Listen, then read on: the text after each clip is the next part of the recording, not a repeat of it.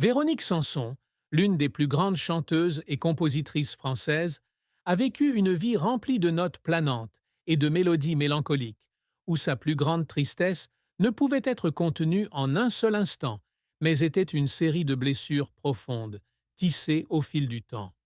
La plus grande douleur qu'elle ait ressentie fut peut-être la rupture de sa relation avec Michel Berger, son premier partenaire et compagnon musical qui a façonné les premières années de sa carrière, lorsqu'elle l'a soudainement quitté en 1973 pour suivre Stephen Stills en Amérique. Cet acte, qu'elle a un jour décrit comme un moment d'impulsion où elle est sortie acheter des cigarettes et n'est jamais revenue, a non seulement mis fin à une relation de 6 ans, mais lui a également laissé un sentiment persistant de culpabilité.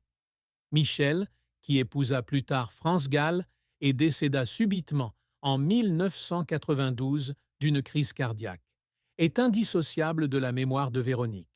Elle avait l'habitude de chanter sa chanson « Seras-tu là ?» lors de concerts après sa mort, en guise d'excuse tardive, et chaque fois que la mélodie jouait, on pouvait sentir la tristesse imprégner chaque note qu'elle jouait. Cette tristesse n'était pas un simple regret, mais la prise de conscience que sa décision de quitter Michel avait changé à jamais la trajectoire de sa vie, conduisant à une série de jours remplis de chaos et de pertes qu'elle ne pourrait jamais réparer. Mais la tristesse de Véronique ne concerne pas seulement Michel. En tant que mère, elle a également porté la douleur de voir son fils Chris Stills, son seul enfant, avec Stephen Stills, grandir dans une famille brisée et ses propres années de troubles.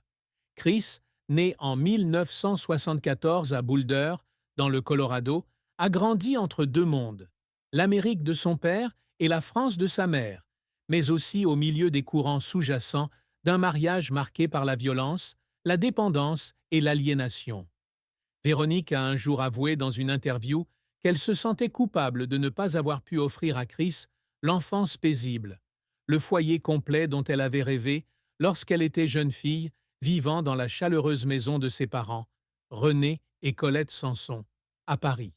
Cette tristesse s'est accentuée lorsqu'elle a dû faire face à ses propres problèmes de santé, de la méningite en 1965, qui lui a laissé une perte partielle de ses souvenirs d'enfance, à une bataille contre un cancer du larynx diagnostiqué en 2018. Chaque fois qu'elle montait sur scène après cela, elle chantait non seulement avec sa voix, mais aussi avec son cœur blessé, où sa plus grande tristesse était le sentiment de ne pas pouvoir protéger les gens qu'elle aimait des vents froids de la vie. La carrière de Véronique Sanson est un livre épais, écrit avec sueur, larmes et mélodies qui ont touché des millions de cœurs à travers la France et le monde. Née le 24 avril 1949 à Boulogne-Billancourt, elle grandit dans une famille imprégnée d'art et de patriotisme. Son père, René Sanson, était avocat, économiste et homme politique et fut sous-secrétaire d'État au travail sous Charles de Gaulle, tandis que sa mère, Colette Sanson, était agent de liaison au ministère de la Guerre, déchiffrant des messages secrets pendant la Résistance. Tous deux étaient membres de la Résistance française et leur histoire d'amour, qui a commencé dans les jours sombres de la Seconde Guerre mondiale, a inspiré à Véronique résilience et passion. Dès l'âge de 4 ans, son père lui apprend à jouer du piano et sa mère lui apprend les premiers accords de guitare. À l'âge de 13 ans, elle commence à composer, influencée par les Beatles, Ray Charles et Dionne Warwick, artistes que son père jouait souvent dans leur maison du 16e arrondissement de Paris.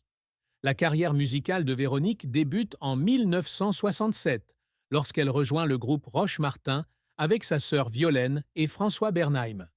Bien que le groupe ait eu une existence éphémère, avec seulement 2,45 tours, ce fut un tremplin pour elle pour rencontrer Michel Berger, qui deviendra plus tard son partenaire de vie et son mentor musical. Son premier album Amoureuse, sorti en 1972, marque une étape importante, faisant d'elle l'une des premières auteurs-compositrices-interprètes françaises à connaître un succès grand public.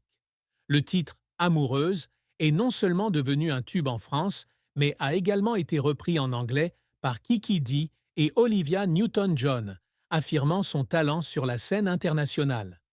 S'ensuit l'album De l'autre côté de mon rêve la même année, avec des chansons comme Besoin de personne, exprimant sa personnalité forte et indépendante.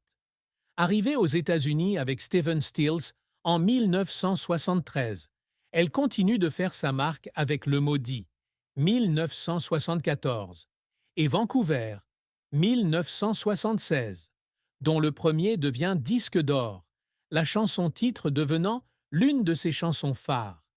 Les années 1990 marquent un retour en force avec Sans regret, 1992, dont Rien que de l'eau se vend à plus de 500 000 exemplaires en seulement 6 mois, ce qui lui vaut les victoires de la musique de la meilleure interprète féminine en 1993.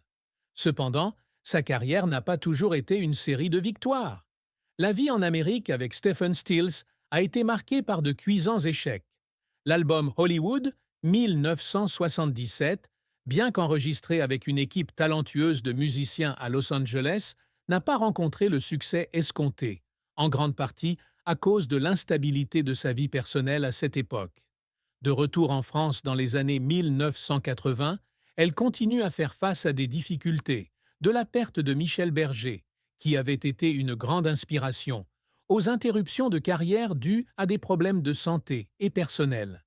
Ses efforts pour surmonter l'alcoolisme, une bataille qu'elle a ouvertement admise, ont été des moments de larmes.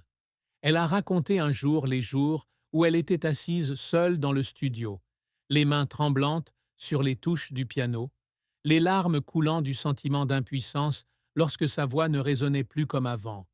Mais c'est dans ces moments-là qu'elle a trouvé la force d'écrire des chansons comme Ma révérence ou Le temps est assassin, transformant la douleur en art, et ses larmes sont devenues le carburant de sa résilience. Véronique Sanson ne s'est jamais contentée d'être une chanteuse célèbre. Pour elle, la réussite ne se résume pas seulement à des disques d'or ou à des récompenses, mais à la capacité de laisser un héritage musical intemporel et d'inspirer les générations futures. L'un de ses plus grands objectifs était de devenir une musicienne pionnière sur la scène musicale française des années 70, encore dominée par le mouvement yéyé et des chanteurs masculins comme Johnny Hallyday et Michel Sardou. L'album Amoureuse y parvient, ouvrant la voie au mouvement de la nouvelle chanson française, dont elle est la pionnière, avec Alain Souchon, Bernard Lavilliers et Michel Berger.